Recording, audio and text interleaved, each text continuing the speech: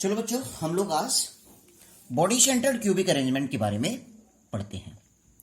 यानी body centred cubic arrangement कैसे बनता है। Body centred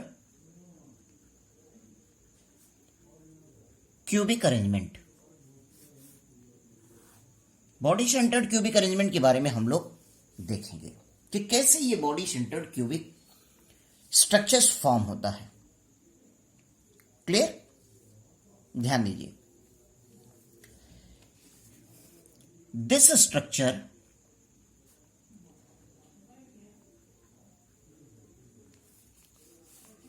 will be obtained, this structure will be obtained if the sphere in the first layer, if the spheres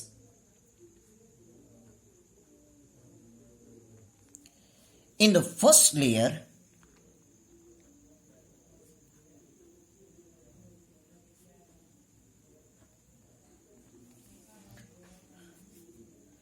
marked by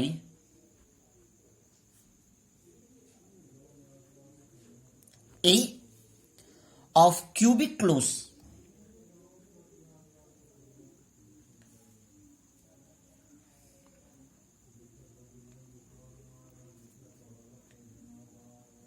packing, cubic closest packing are slightly opened up, slightly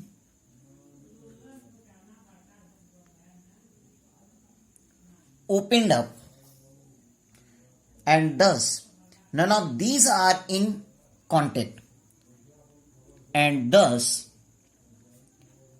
none of these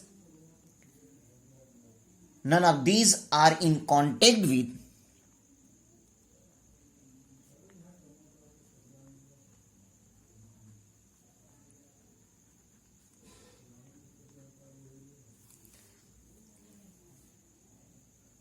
each other।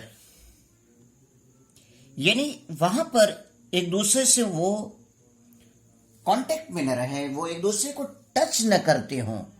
एक बात ध्यान दीजिए, ये ध्यान दीजिए, यहां पर कहा जा रहा है कि if the spheres in the first layer, जिसको मार्क किया जाएगा, अभी मैं स्ट्रक्चर में दिखाऊंगा आपको, mark A of cubic closest packing are slightly opened up, यानी वो खुला होगा, and thus none of these are in contact with each other. मैं अभी आपको स्ट्रक्चर के थ्रू बताऊंगा भी कैसे वो ओपेंड है। One can put the second layer, one can put the second layer of the spheres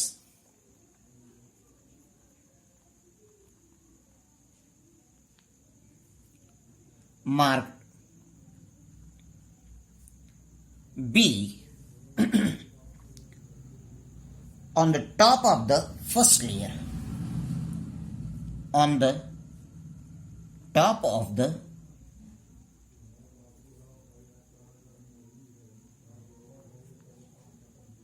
first layer, top of the first layer will be in contact with four sphere, will be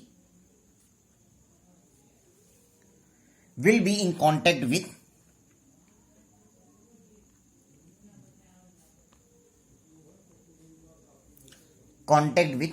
four spheres of the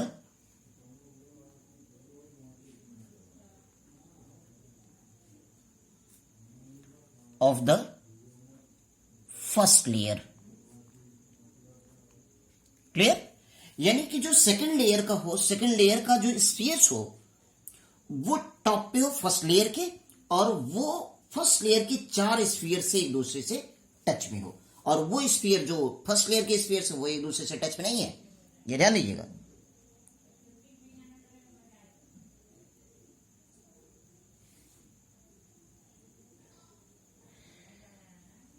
if this pattern of building layer is if this pattern building layers is repeated infinitely,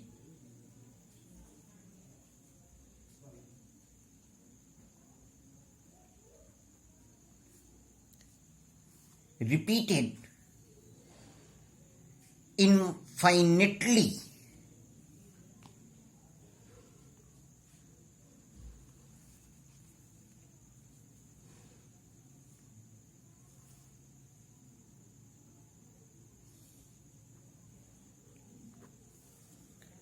infinitely, body centered cubic arrangement will be formed. Body centered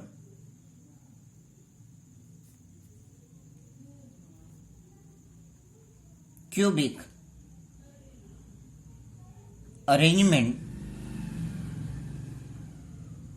will be formed.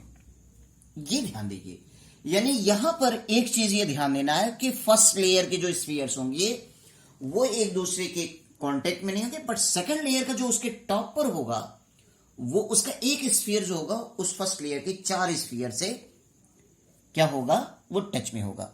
Clear? इसको मैं structures के through आपको दिखा रहा हूं.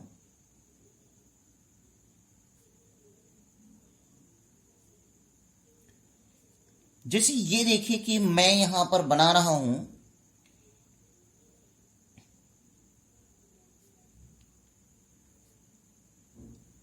ये एक layer का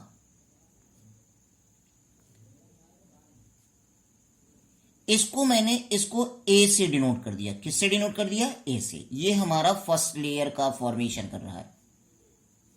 और आप ये देख रहे हो कि फर्स्ट लेयर का जो फॉर्मेशन कर रहा है वो एक दूसरे से टच में नहीं है, सब ओपन है. सब क्या है? ओपन है. अब रही बात दूसरा लेयर जो बन रहा है, वो जो दूसरा लेयर मैं यहां पर दिखा रहा हूं, ये देखिए, ये यहां पर स्ट्रक्चर में बड़ा दिख गया, बड़ा बन गया है, जबकि सेम साइज रहेंगे. ऐसा नहीं है कि वो साइज उनका डिफर कर जाएगा. यहां स्ट्रक्चर में वो हो गया थोड़ा सा. तो आप ये देखिए, बस ये मैं आपको समझाना चाह रहा हूं कि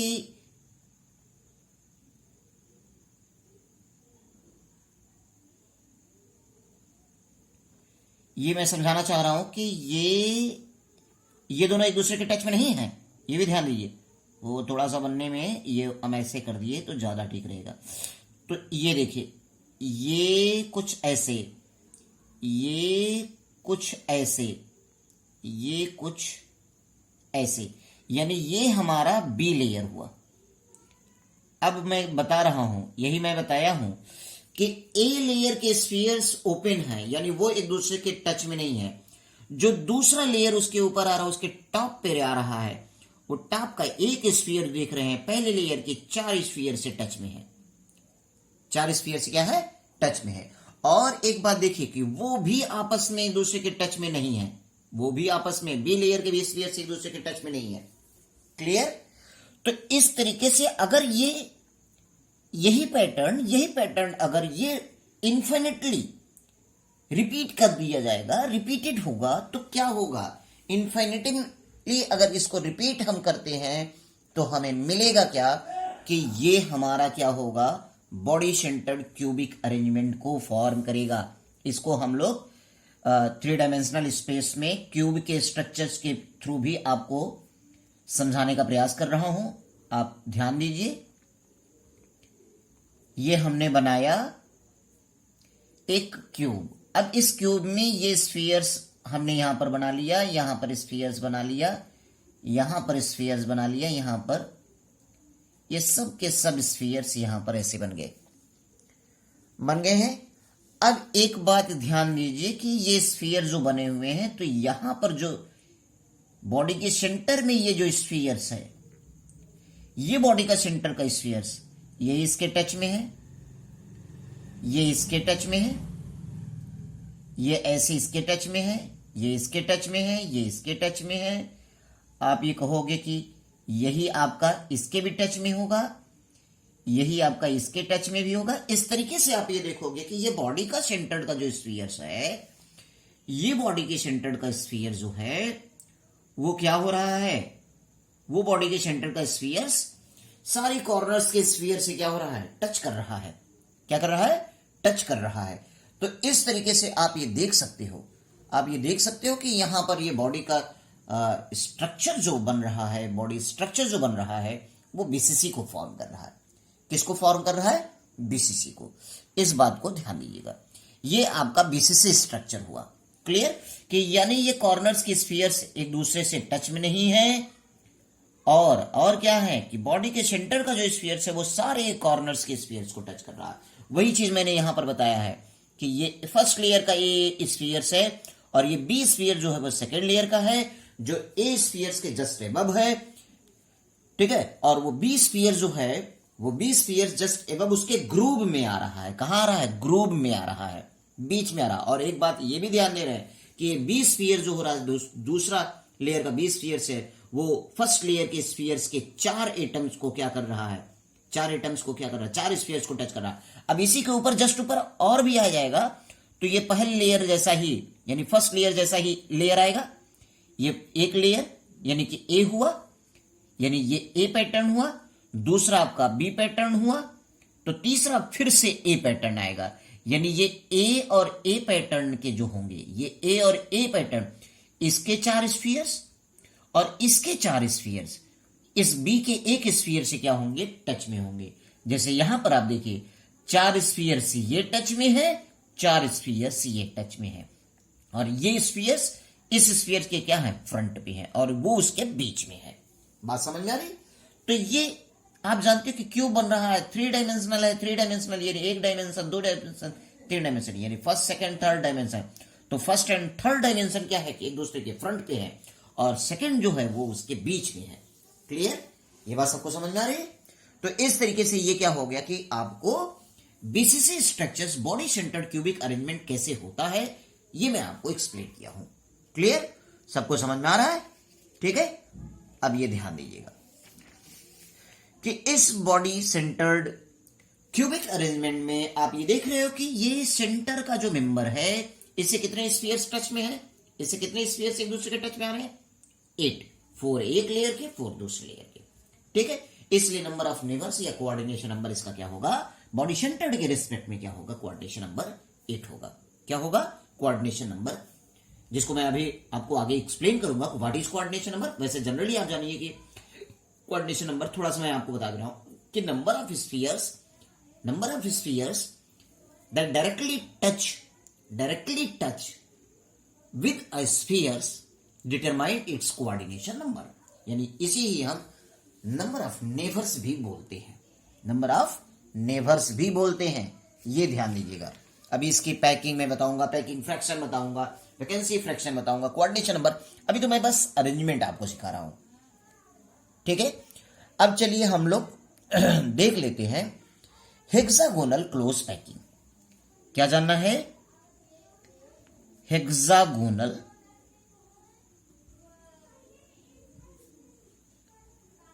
क्लोज पैकिंग, यानी हेक्सागोनल कैसे स्ट्रक्चर्स बन रहा है, इसके बारे में हम लोग थोड़ा सा ध्यान दे लेते हैं। क्लियर, ठीक है, ये देखिए, अब इसके बारे में हम लोग देखेंगे। क्लियर, ठीक, चलो बच्चों हम लोग देख लेते हैं कि कैसे ये हेक्सागोनल क्लोज पैकिंग होता है। ठीक है, ये आप ये जानिए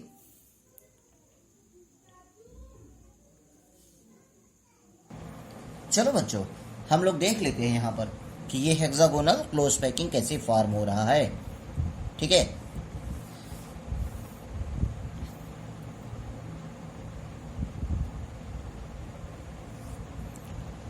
इसमें है कि arrange the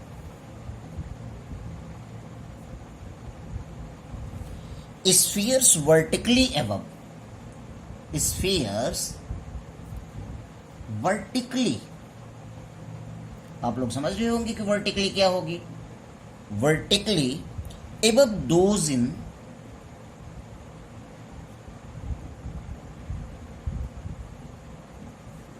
in the first layer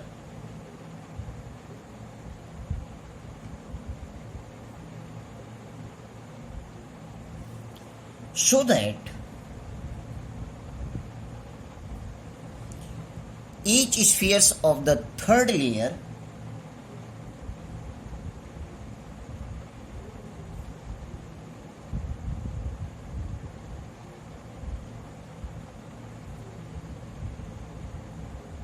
क्या कहा कि spheres vertically above those in the first layer so that each spheres of the third layer, यानी फर्स्ट और थर्ड लेयर एक दूसरे के वर्टिकली हैं, ये बात कह रहा है यहां पर। क्या कह रहा है? फर्स्ट एंड थर्ड है। अब ये देखिए, third layer lies strictly above spheres, lies strictly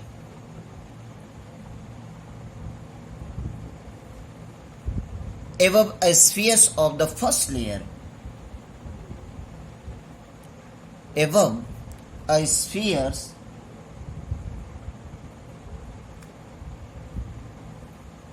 of the first layer,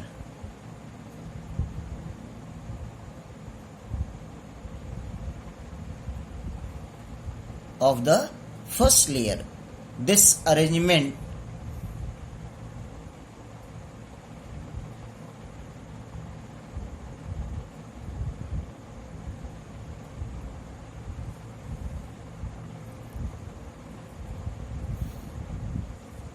continued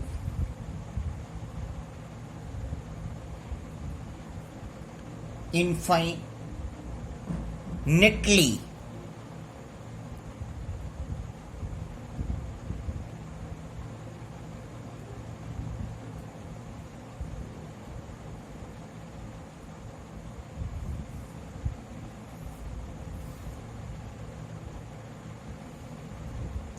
form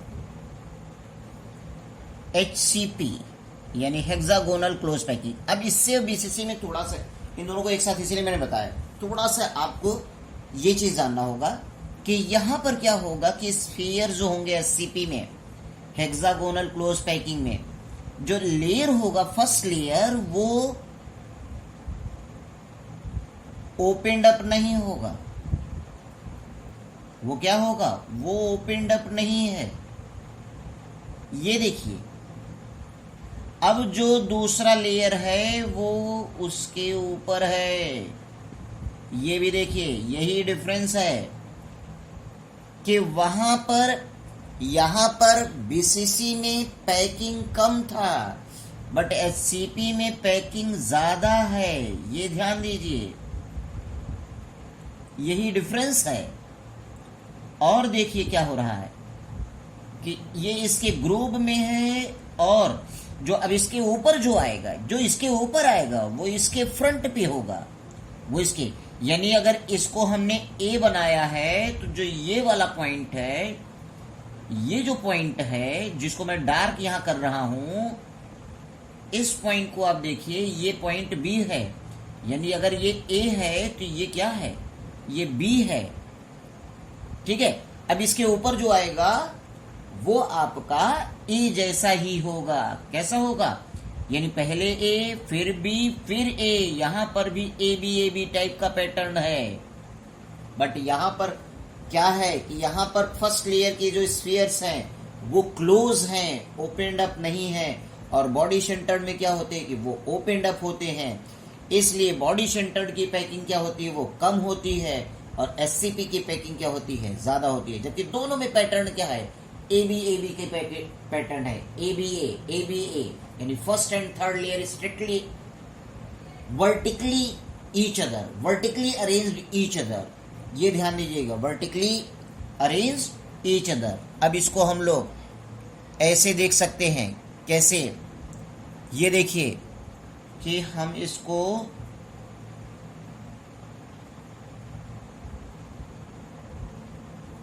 ऐसे हमने अगर बना लिया एक स्क्वायर, क्लियर, दूसरा स्क्वायर, सॉरी स्क्वायर कह रहे हैं, रेक्टेंगल, दूसरा हमने ऐसे ये बना लिया। है ना। अब ये देखिए कि ये अगर हमारा यहां आया तो ये हमारा यहां, क्लियर। ये अगर छोटा हमारा है तो ये हमारा बड़ा, फिर ये हमारा छोटा अगर है तो ये हमारा क्या हो गया, बड़ा हो गया। ये हमारा छोटा अगर हुआ तो ये हमारा क्या हो गया, बड़ा हो गया।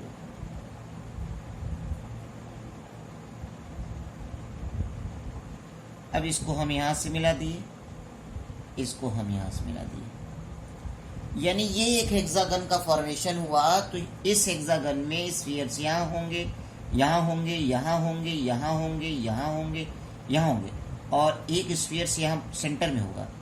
फिर यहाँ होगा स्फीयर्स, यहाँ होगा स्फीयर्स, यहाँ होगा, यहाँ होगा, यहाँ होगा, यहाँ होगा, यहाँ सेंटर। और यहाँ बॉडी के सेंटर में यहाँ पर कितने होते हैं, 3 स्फीयर्स होते हैं। कितने स्फीयर्स होते हैं, 3 स्फीयर्स। ये ध्यान दीजिएगा, ठीक है। यानी यहां पर अगर कोऑर्डिनेशन बताएं तो यहां पर कोऑर्डिनेशन क्या होगा, इस सेंटर वाले को 6 ये टच किए रहेंगे, ये 3 ये, और 3 इसके ऊपर, 3 इसके इसी तरीके के बॉडी के सेंटर 3 और, यानी इसका कोऑर्डिनेशन नंबर यहां पर क्या आएगा, 12 आएगा। और यहां पर कोऑर्डिनेशन नंबर क्या आया था, यहां पर कोऑर्डिनेशन नंबर आपको 8 आया था। यही हेक्सागोनल और बॉडी सेंटर्ड के डिस्टिंक्शन है कि वहां बॉडी सेंटर्ड के क्यूबिक अरेंजमेंट को फॉर्म करने के लिए क्या होता है, ABA पैटर्न, वहां पर भी हेक्सागोनल में भी ABA पैटर्न है, बट बॉडी सेंटर में क्या होती है, फर्स्ट लेयर के स्फीयर्स ओपन अप रहते हैं, सेकंड लेयर के स्फीयर्स उनके ऊपर जस्ट एबव आता है, और ये देखा जाता है सेकंड लेयर का एक स्फीयर्स फर्स्ट लेयर के 4 स्फीयर से टच करता है। और हेक्सागोनल में क्या होता है, हेक्सागोनल में आप देखिए कि फर्स्ट लेयर के सारे स्फीयर्स एक दूसरे के टच में होते हैं, और जस्ट उसके ऊपर सेकंड लेयर आता है, सेकंड लेयर जो होता है वो उसके जस्ट ग्रुप में आता है। और ये देखा जाता है कि क्या देखा जाता है कि जो थर्ड लेयर बनता है वो फर्स्ट लेयर की स्फीयर से जस्ट एबव आता है, वर्टिकली आती है। क्लियर, ये बात सबको समझ में आ रही है, ठीक है। अब हम लोग नेक्स्ट अरेंजमेंट देखते हैं। नेक्स्ट अरेंजमेंट हमारा क्या है, नेक्स्ट अरेंजमेंट देखिए, वो हमारा है क्यूबिक क्लोज पैकिंग।